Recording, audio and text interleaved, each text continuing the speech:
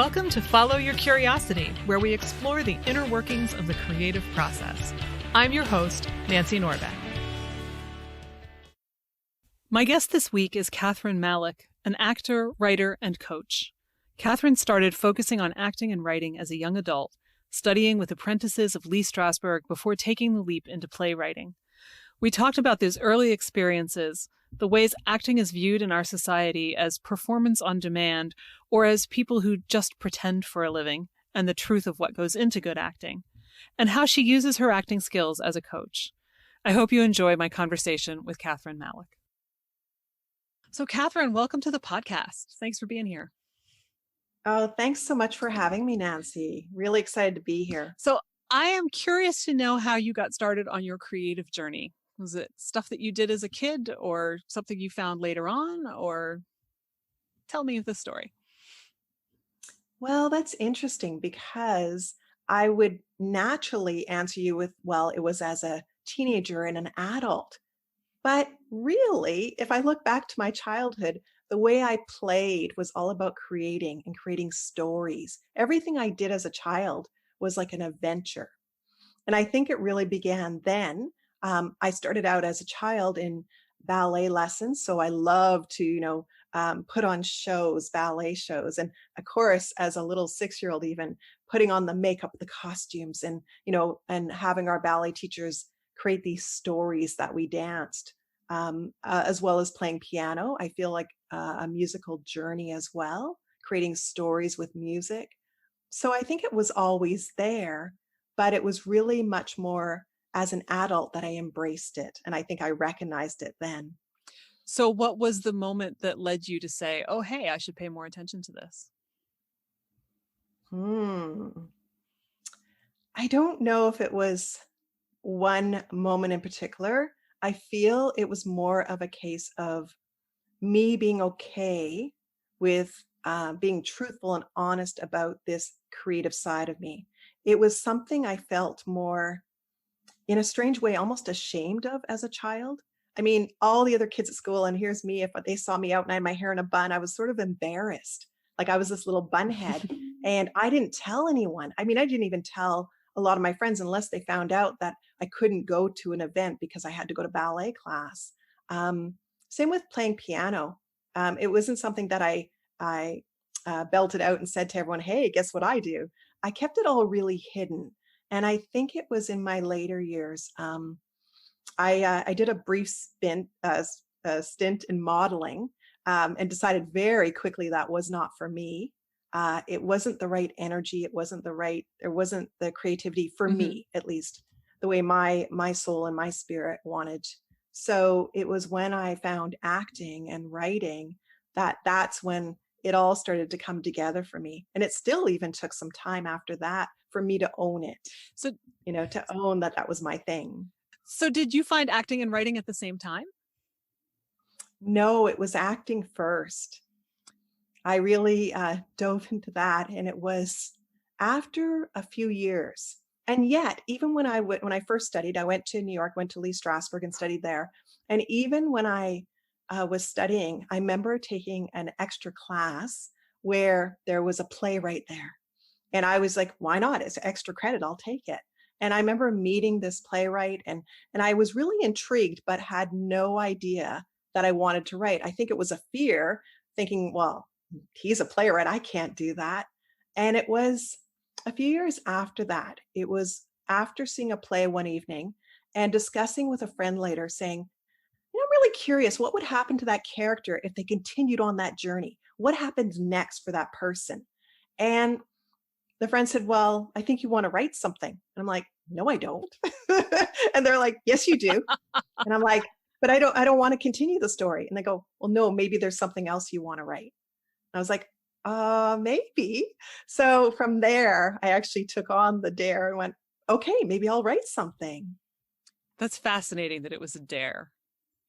Mm-hmm. Isn't it interesting how people sometimes know more about us than we've figured out ourselves? I mean, because obviously your friend was right onto something. Absolutely. And interesting enough, I really like that. I like a challenge. And so even though it was frightening, I thought, well, why not? Like, I'll try it. I'll try it. So, how did your first writing experience go? It was interesting. I actually worked with a coach. I hired a writing coach. So to keep me on track and to sort of help me guide the story. And we put like a completion date. We also, when I would start performing it, when I'd start touring it, like we laid everything out. And I still remember the day that we laid it all out, like just the planning of everything. And I think I felt frozen, like I couldn't move. Like it's almost like my legs didn't want to move. But as we took each step and I'd write each part and then go into revisions and then going into workshopping it, I felt better and better. The more I actually involved a team around me, that's what really helped. That's interesting too, because so many people start out just sitting there with pen and paper or keyboard all on their own. So how did you come up with the idea to work with a coach right away then? I had already been working with a life coach who was a life coach and healer. Ah, So, and that was before, I mean, I didn't know what a life coach was or what a healer was at that point. I was this young student who just a friend introduced me to this person. I said, that sounds really interesting. Sure, sign me up. And it was because of that, because I knew from that experience about organizing, taking steps, being held accountable. So that was really important for me. that's fascinating. I'll bet if you did a survey, you would not find too many people who had just jumped in from that angle. I feel I was really fortunate. I really feel like it's like if there was angels or anyone watching over me, I really feel I was divinely guided because left to my own at that point, I think I would have been much too afraid and the story wouldn't have happened. Yeah, fear definitely gets in the way, especially fear of the blank Absolutely. page. Oh, so much so. And I mean, I started my journey. It was interesting. I mean, I started doing the initial just jotting down characters and a little bit of it. I went with this the life coach healer. We went on a journey to Hawaii and it was ceremonies and swimming with dolphins. And that's where I started writing just the very beginnings of it. And so for me, um, that helped a lot, just getting it started, and being in another Hmm. place. I think being away, stepping away from my own home, I think that helped a lot. Yeah, I was just going to ask you if being in a different setting made a difference. Oh, it did. It did because there's something, and especially being in Hawaii, it was quite magical, and the energy there is very different. And I just felt really inspired to just create, to write, as well as with a group of other women. So we'd have talks because I mean, the play I was writing was about women and sexuality and about being a woman and about being in power. So, of course, sitting around having conversations was a bonus for me that I could be like, oh, interesting. Oh, okay. It was really helpful. I bet. I mean, and that like even not knowing anything more specific about your play than that those are weighty topics to delve into. And if you have a willing group of people to talk to, that can go in all sorts of unexpected and no doubt inspiring directions. Absolutely. It really opened my mind, my writing, my heart. Um, from that, I actually continued because it inspired me to speak to more women.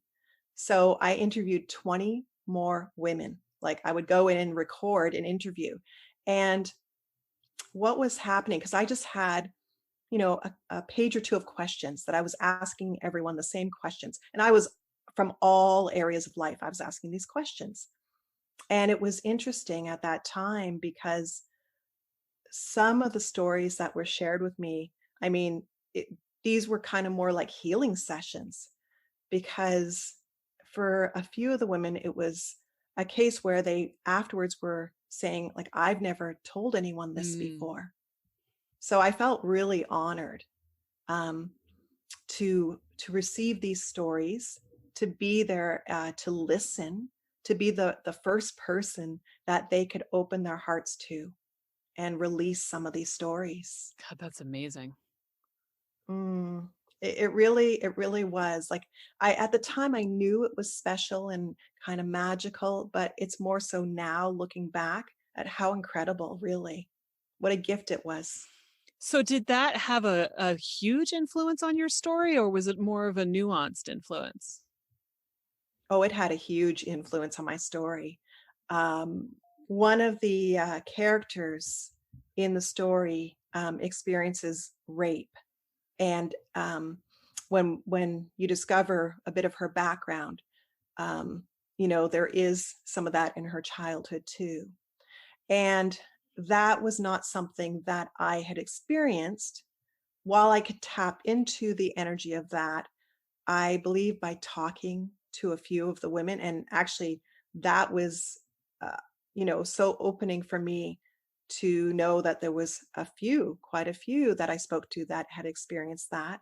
So um, that in itself was something, but also to sit in the energy when they're explaining it and talking about how they felt. Mm-hmm. For me, that was really important because I don't know if I would have had the writing and my own intuition about it, um, to write it as well as they explained it to me, and sitting in that energy, like that feeling of it, of what that energy is to go through that and what it feels like afterwards. Yeah, because that's something you don't want to just make up and get wrong. But also, to be entrusted with those stories is it's almost like a sacred trust to sort of say, I'm going to hear what you have to say and I'm going to honor your experience by representing this as accurately as possible so that other people understand. That's huge. Absolutely. I mean, I felt extremely honored. I the only thing I can add to that is that I know that the women that I did speak with all felt very safe with me, and they felt very honored. While I'm a healer today and a spiritual teacher and coach, um, I wasn't yet then. Um, but I guess there was the inklings of that, of honoring when someone shares a story, and that the sacredness of it and the confidentiality. Uh, Everyone who spoke with me, I assured them that no one would ever know whose story I was sharing. They were going to be all mixed together and pieces put together, as well as their names would never be released. And I would never personally ever speak to anyone about the stories, like giving names to the Hmm. stories. Yeah. Mhm. Wow. So before we get too far away from the acting, I want to go back there a little bit and then I want to, see how they intertwine if they do. But you mentioned that you studied with Lee Strasberg, which must have been quite an experience. I studied at Lee Strasberg in New York. He was no longer Okay. alive when I studied, but I studied with his direct disciples. So, as well, I had an open library to go to videos of him teaching. I could watch hours and hours of him teaching. Of course, in the day when he was teaching, they'd pan into the audience, and it's like every big star was sitting in his audience with their sunglasses, smoking their cigarette. It was pretty incredible. It was star-studded, and it was pretty amazing. And of course, now when I attended, now he had passed away, and it's his disciples teaching. Um, it wasn't star-studded so much so, but there was this professionalism and this integrity that they had to uphold, because these were students that were his very close students who are now taking on the legacy of teaching his work. So was it intimidating to be studying with them, or was it more of like a wow, I finally get to do this and the whole world's opening up, or was it somewhere in between? For me, it was exciting. It was more about the whole world is opening up. I really loved it. I practically lived at the school when I was there. I would take extra classes. I would hang out. I was kind of a bit of a teacher's pet, always sitting near the teachers. Now, the interesting thing, um, a lot of it, the method, and as well as a lot of the style is a lot of Hmm. emotion. There's an exercise that they do at the beginning of class, which is relaxation and getting into contact with yourself. And of course, there's going to be emotions. You're just opening that up. And for me, not knowing at the time that I was an empath, emotions were like I just have to breathe. Hmm. And so I think that's why there was such a connection to some of my instructors that, like, okay, let's try this. Okay, let's try this. And, because I was young, I wasn't blocking anything. For a lot of empaths and for a lot of people as we get a little bit older, we want to sometimes hone some of that in or close some of that down. But at that time, I felt really safe with these instructors. They were really encouraging. They were inspiring. Um, and so I was wide open. And I was told by a dear, dear instructor, her name was Hope. What a beautiful name. I really, really admired her. And she pulled me aside one day and just said, this emotion's so beautiful for the stage, horrible for life. And I was like, what do you mean? I didn't quite, understand, but I did after. It took a few years and then I was like, oh, I know what she means now. Yeah. Is that vulnerability. Yeah. That's interesting because I haven't thought about it that way, but that's a serious point. Hmm. Yeah. So you mentioned that you started writing the play as like an elective in school, or at least that you took the elective. I don't know if that's where the play came from, but so did you have it produced in the school at all, or did that overlap? No, the class, the elective that I took, and I wish I could remember the name of the playwright. If I went through my bookshelf and sort of pulling out New York playwrights, I'd probably figure out who it was. But he was quite well known, like he had done quite a few plays. I remember just sitting in, and it was an extra class for me, and I was just kind of observing it.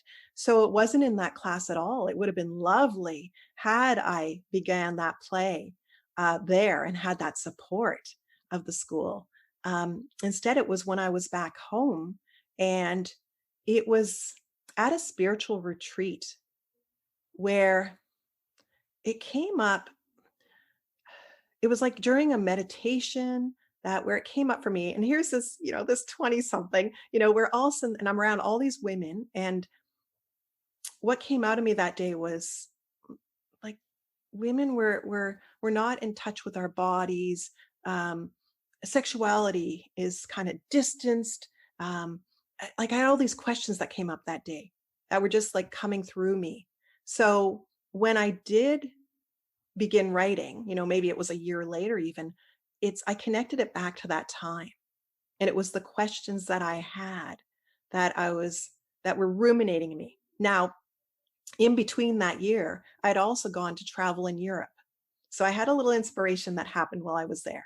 So here I am traveling around Europe, nice Canadian here, just traveling around with my little backpack, all polite and dressed, just so. And, kind of like every other Canadian, wearing the uniform, whatever was in style. Of course, I'm going to wear it and match just everyone Hmm. else. So I'm walking around and I notice in the different countries that women are like, especially, and it was in France that I really noticed it, that they each had their unique style.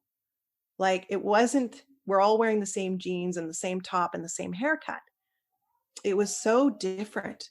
And no matter what, I noticed each woman, like to me, what I perceived and energetically what I was picking up on, they're walking around with such pride and like they really enjoy themselves. Like there was this different sense of being in the body and loving it, and that each uniqueness is special. And I didn't have words for it at the time. I was observing this and I didn't know what it was. And at first I was intrigued, and then it was sort of frustrating me. Like there was something like, what's going on here?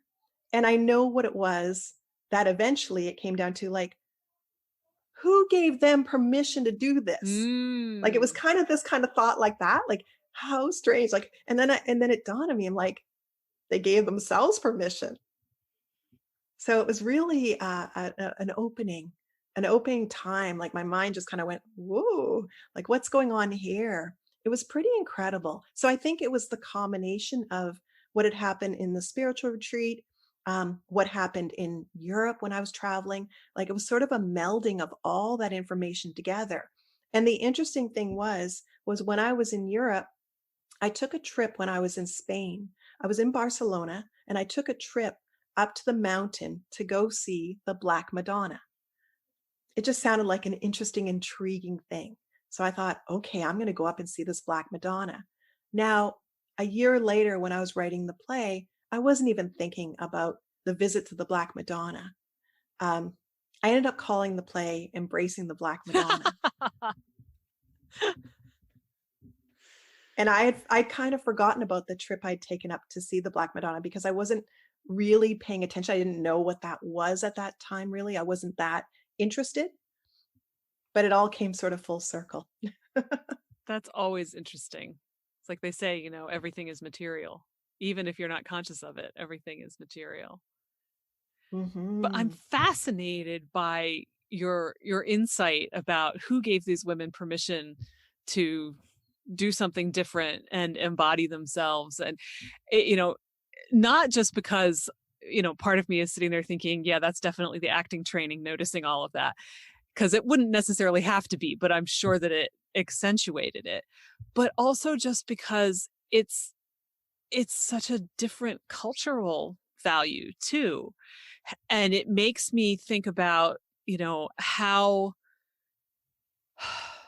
certainly not as much on this side of the Atlantic as it used to be, but still we tend to put everybody into boxes, and certainly women get put into boxes, and women of color get put into smaller boxes, and we even put the men into boxes, even though, you know, they're different boxes, right? They're allowed to be powerful, but they're not allowed to have emotions, and that has its own horror stories to go with it. But you know, it just feels so liberating even hearing you tell the story of seeing them, and then you think, why do we do this to ourselves? You know, where does this come from and what are we doing wrong? Because it obviously just doesn't have to be that way. And yet, as a society, we seem to have a certain degree of, well, that's all right with us, so, you know, we'll just keep doing this. Probably balanced with, we don't really want to do this anymore, but we can't figure out how to stop. I agree. I agree 100% that even if underneath it all, somewhere deep down in the subconscious, there's a desire to not do this anymore. I feel like it's just like, oh, let's not disrupt. Let's just keep going. It really is such a difference, putting into the boxes, because I know how I felt after a while, after I've been traveling for a few months, and how different I felt walking through the streets.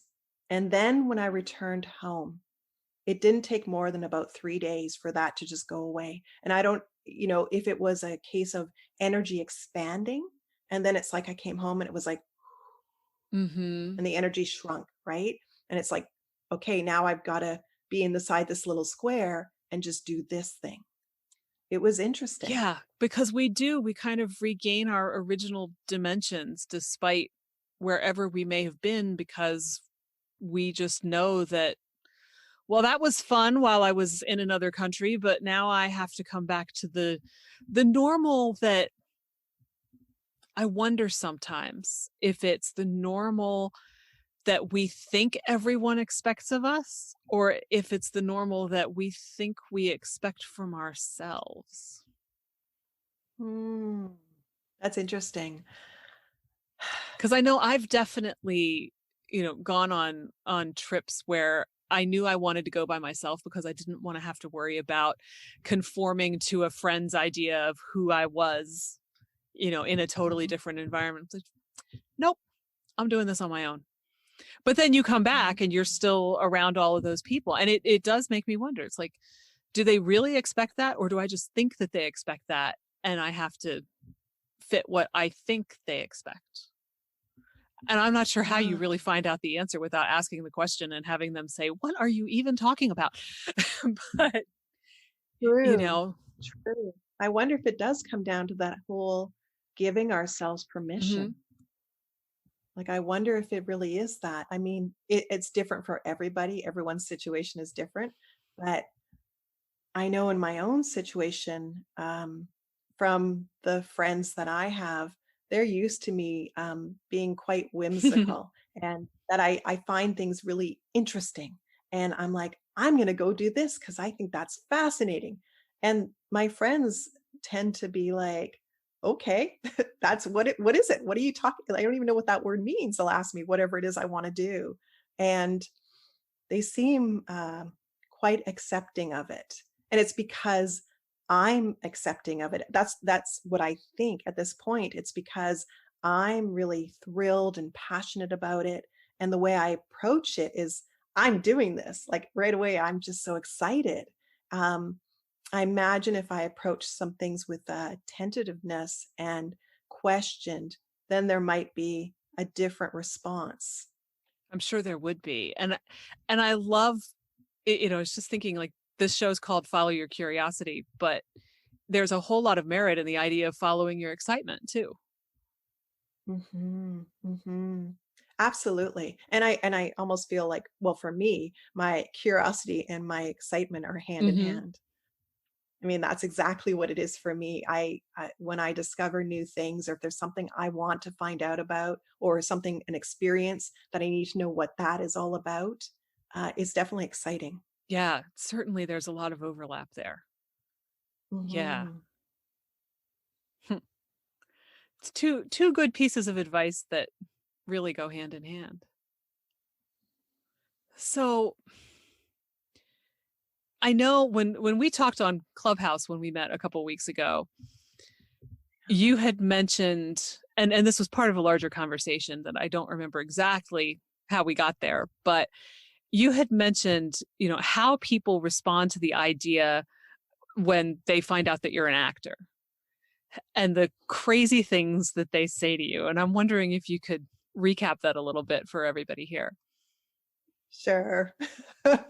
Oh, this is interesting. Ask, actors, and a lot of them will share this. I'm sure there must be some comedic YouTube videos about this, and I'm sure a lot of my friends would just die laughing at some of this. And it's true. It's reality.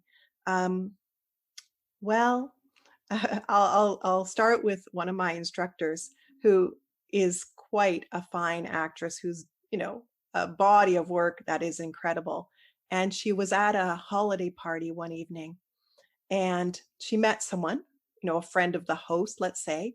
And this person happened to be, they were either a lawyer or a dentist. And so they said to, um, once they found out that she was this actress, I mean, they maybe didn't know who she was or what she had done. Um, they asked her and said, well, did you go to school for that? Did you train for that? And on her side, I mean, it was probably an innocent question, but depending what she was asked that night and how much, people have asked her about things, she came back with, what is it that you do? And then, it was dentist alert. Well, did you go to school for that? Like, it was a little facetious. Like, I don't know if I would have done that one, but the thing is, I mean, I've heard all sorts of responses. I mean, some of them are endearing. Um, I remember being on a plane one time. I forget where I was going, and the person beside me got talking to me.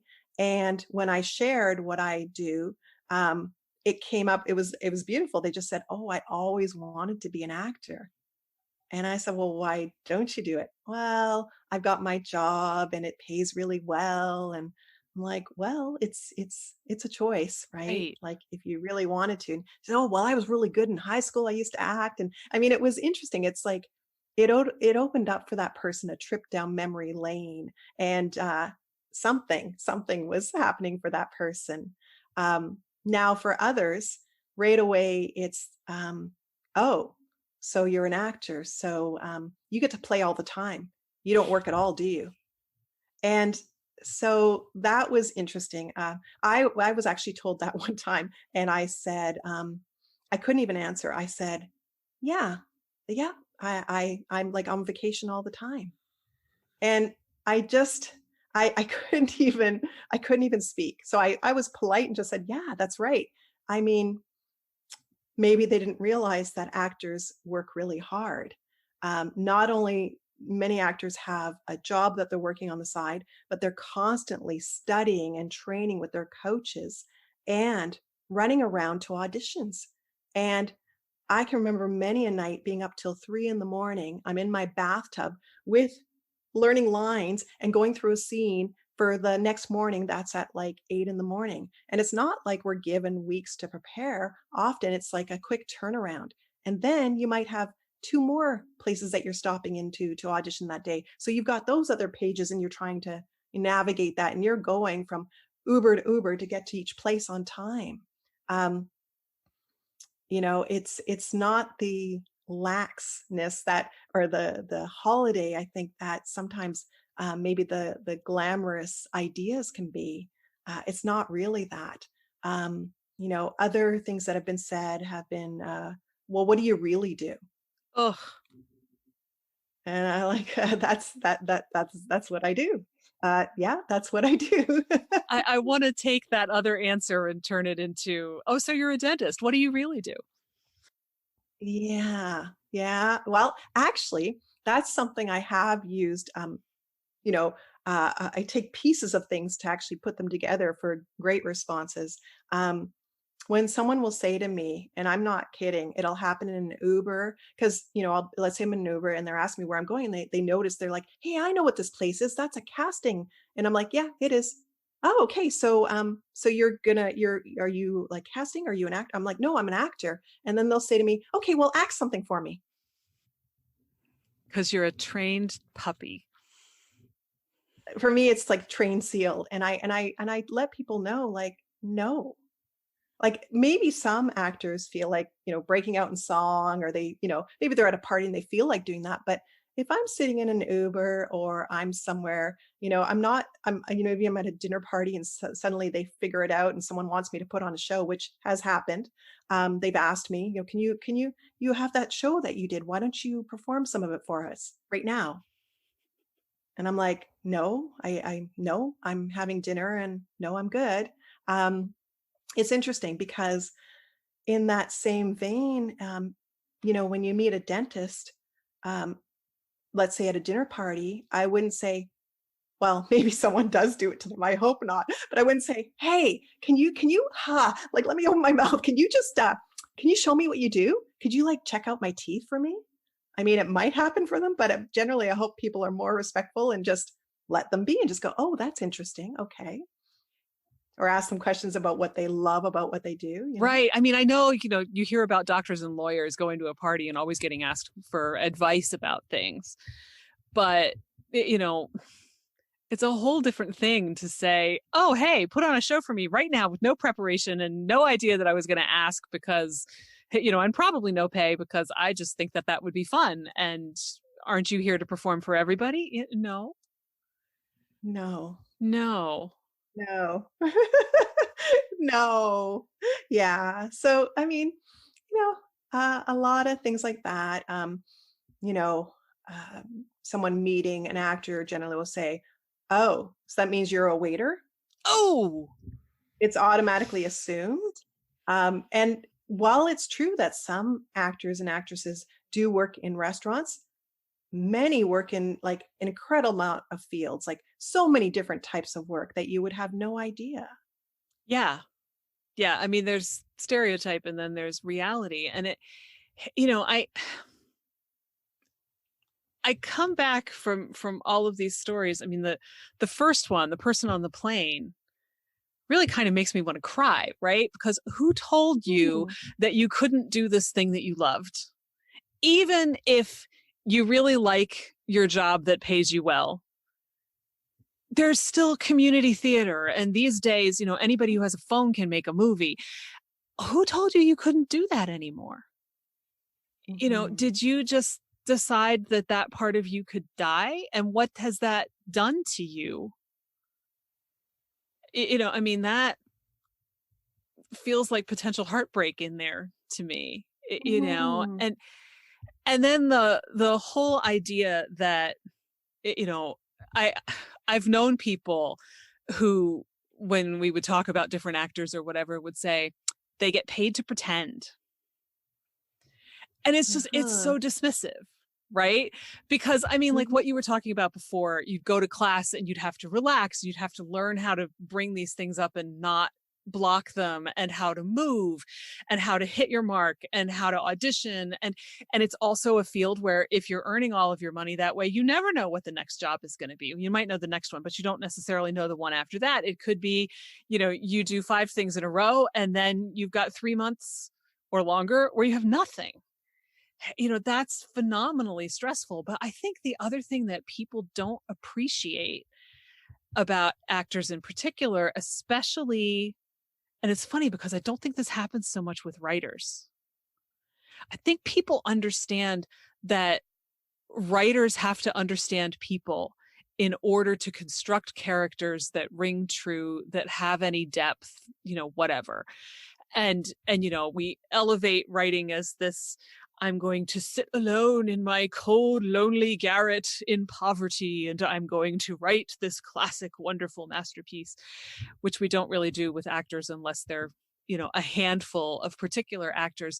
But there is so much overlap between what you do as a writer and what you do as an actor, because you need to understand so many of the same things in order to make it work. If you don't understand how people work, it's probably as close as you can get to, psychology without actually crossing that line.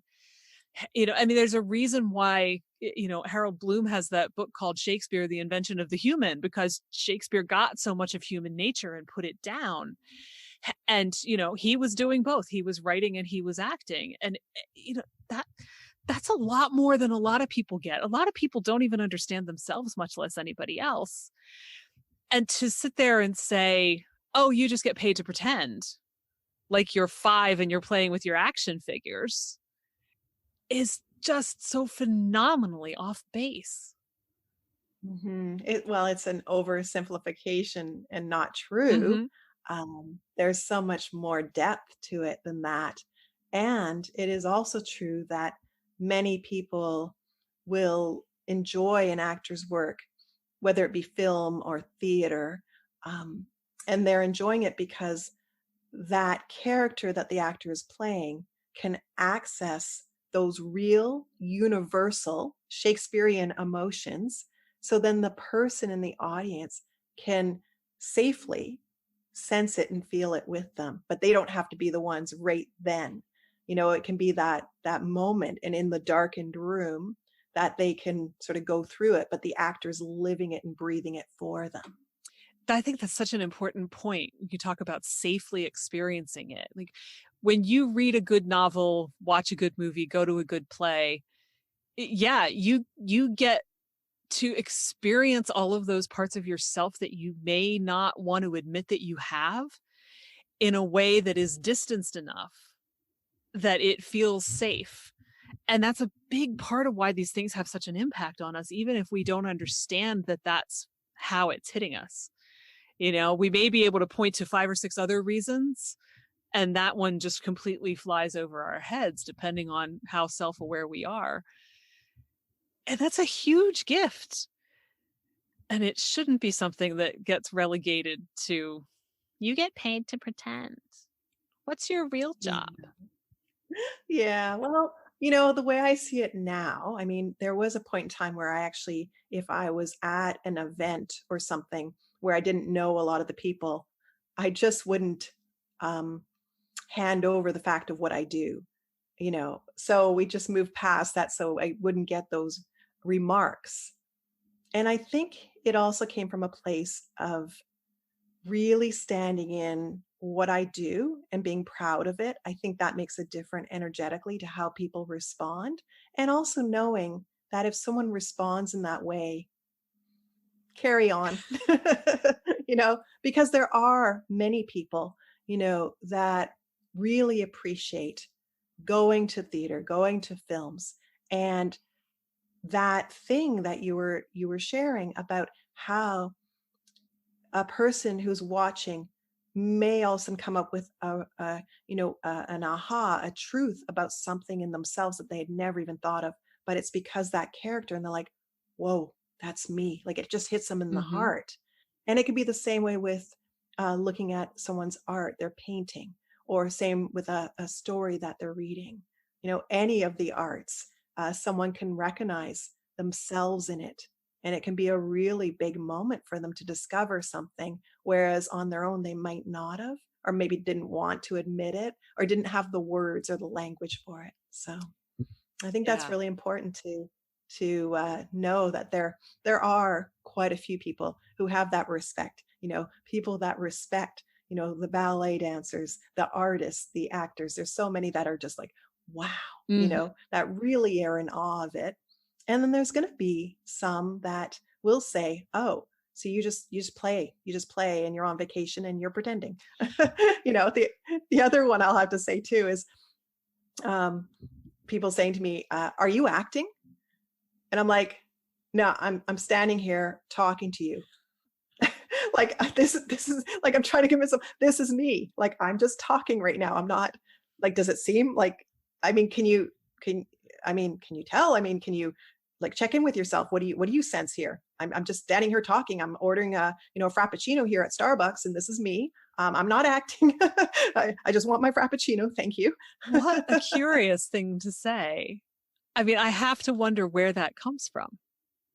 I I mean, are they afraid that someone who's an actor is just going to be playing a part perpetually and they will never know the real person? And if so, what is that saying about them? Because a mhm. lot of these comments also really come back to that. It's like when you were saying being strong in your security in yourself, I think that's super wise. And I think that, that does project a certain energy that is almost unassailable. I mean, there are people who would still go after you, but a lot of people would just be like, wow, I can't flummox her, so I'm going to stop trying. And and really, a lot of those responses, it's like, what does that say about you? That you expect someone to perform like a trained seal, that your first question is, did you go to school for that?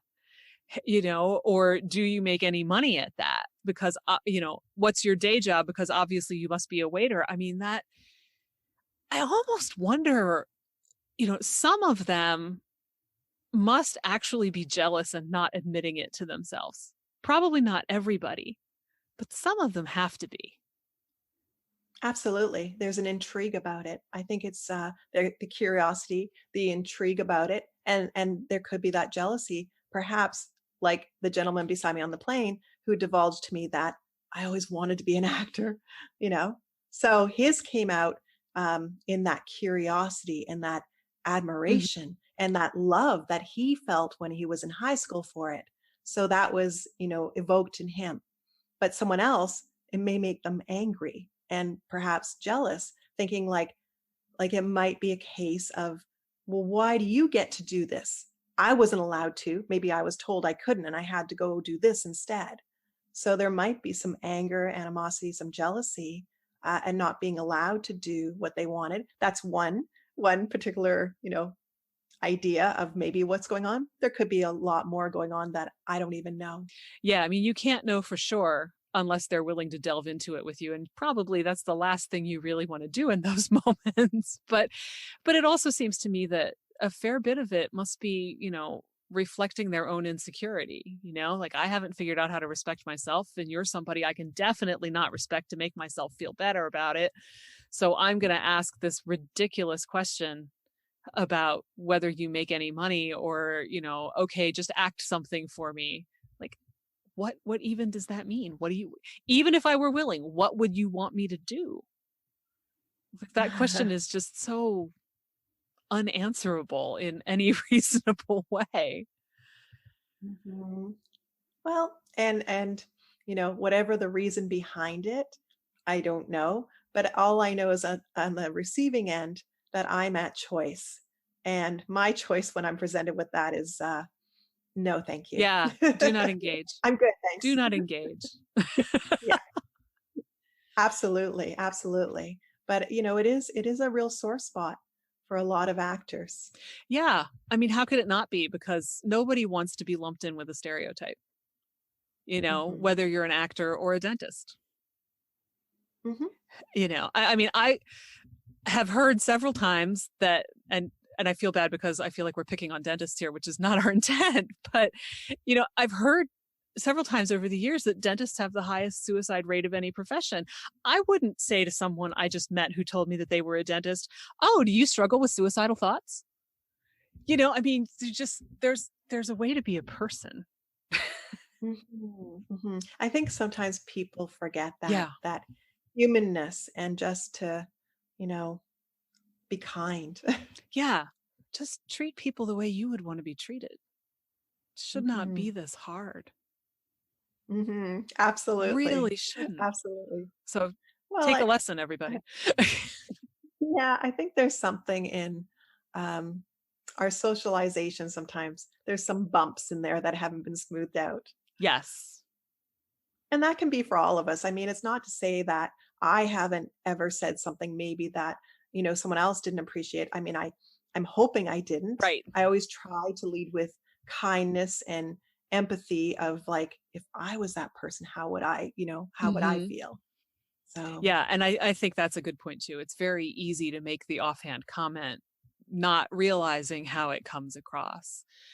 And just as mhm, I'm thinking about it, it occurs to me that really the safest thing and also the thing that probably will get the most interesting results is just to say, "Oh, that's really interesting. Tell me more about that."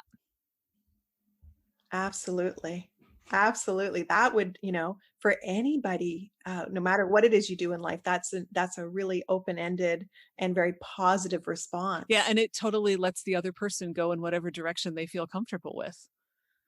Hmm. Hmm. Yeah. Yeah, I really like that. That would be, if Yes. in an ideal world, that would be lovely to receive something like Yeah. that. In the ideal world we hope to keep building.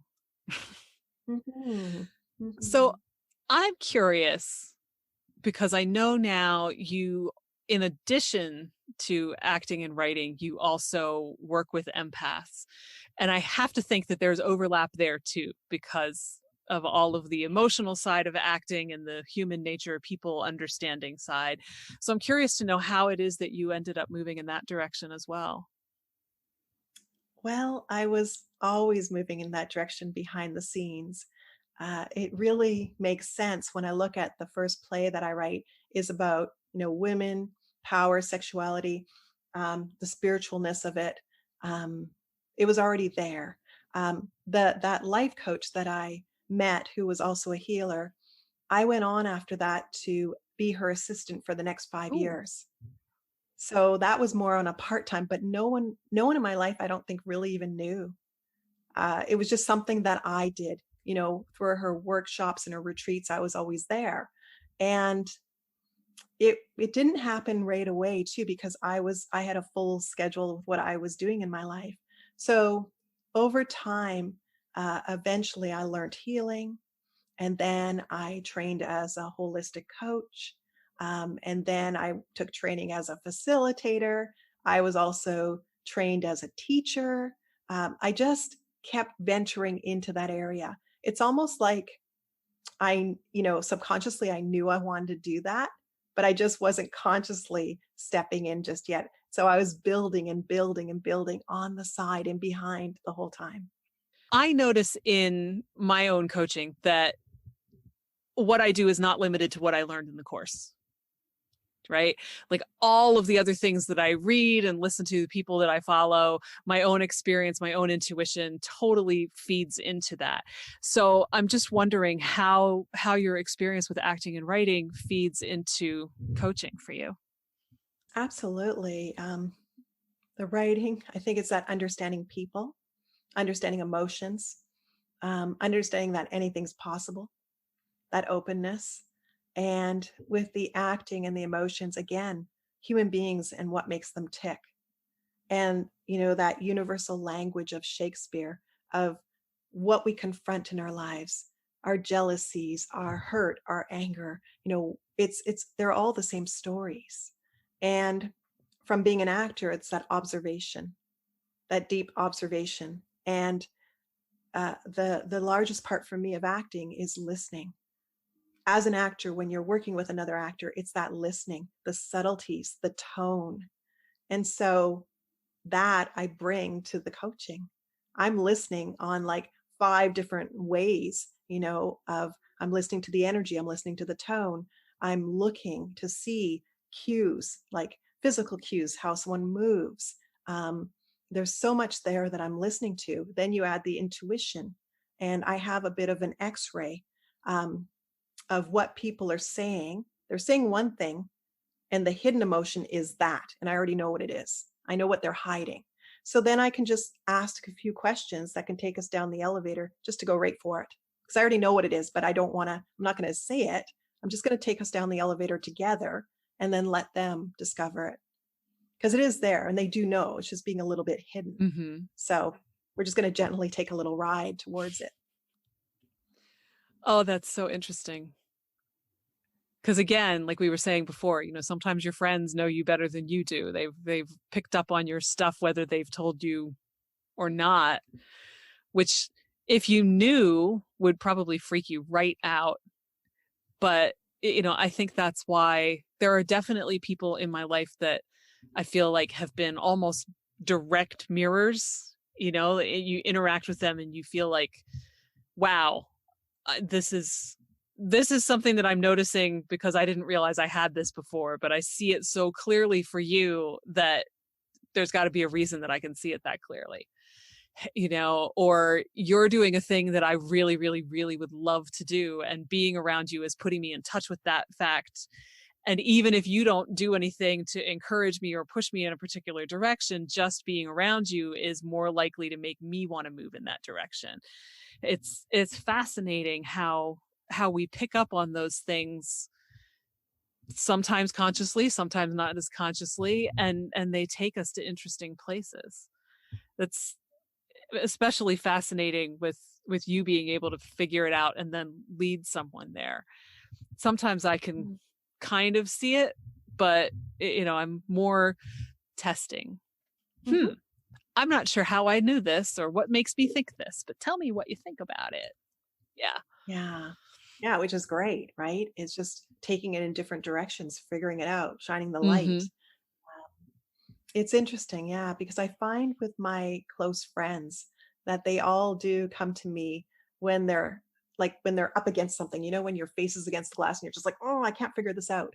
And so then I just talk through it and I'll say, well, this is what you're saying and this is what I'm hearing. And they're like, yeah, that's it. And I'm like, okay. That's the other interesting thing though, too. And you notice how often, like, just a couple of weeks ago, I had this happen, where somebody was like, I'm taking this class and I just don't seem to be able to get into it quite as well as what the teacher wants me to do. And, and I can't remember exactly what she said anymore, but she mentioned playing with something. And I thought, I think you just answered your own question, but you didn't hear what you said, and I said that I was like, is it possible you just need to let yourself play a little bit more? And it just lit everything up. And it's I think we don't think about the stuff that we say, which is why you need that mirror every once in a while, whether it's a friend or a coach or a therapist or, whoever, to say, you realize you've just used this word 10 times in the last 5 minutes. Do you think maybe that means something? Absolutely. Absolutely. Having a mirror, having someone reflect back, because especially if we're in an emotional state about something, we might be just spewing something out and talking it out, but not being cognizant of the words, which is understandable if we're emotional about something. And having that person to reflect back and say, this is what I'm hearing. Interesting. Yeah. I wonder now how hermits survive now that we're talking about this. Of course, I guess if they're on their own, they don't have to worry about dealing with other people. Maybe it doesn't matter. Yeah, I also don't really understand it completely. I mean, I understand it, I guess, in a sense of someone being, and it may not even be true, but I would think of someone being really hurt that they'd want to be alone, because we're social beings.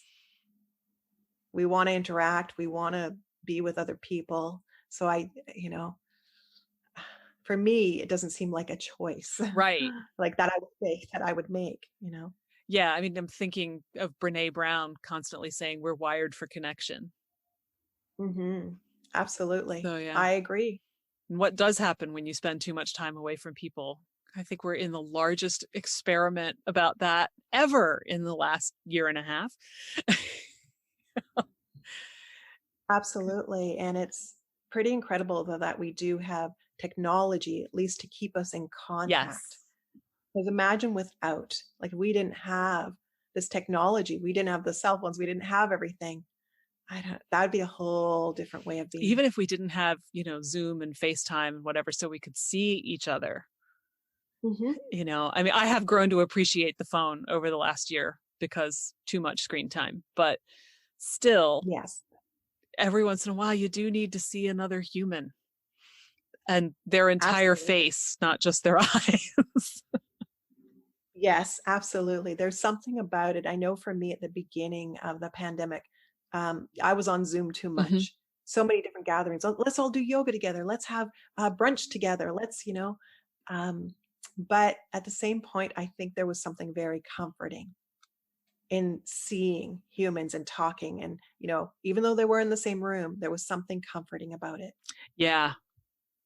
And now that we're so used to it, I think, there's lots of conversation going on about who's ready to go back out and who's not and why. I think it's going to be a process for a lot of us.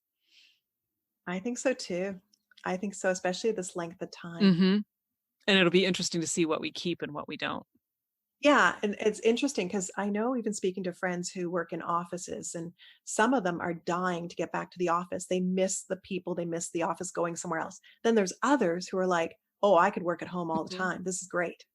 So it's interesting. It's very interesting. Well, we are pretty much out of time, but I have really enjoyed this conversation. I especially, digging into all of the things that we say to each other with or without thought.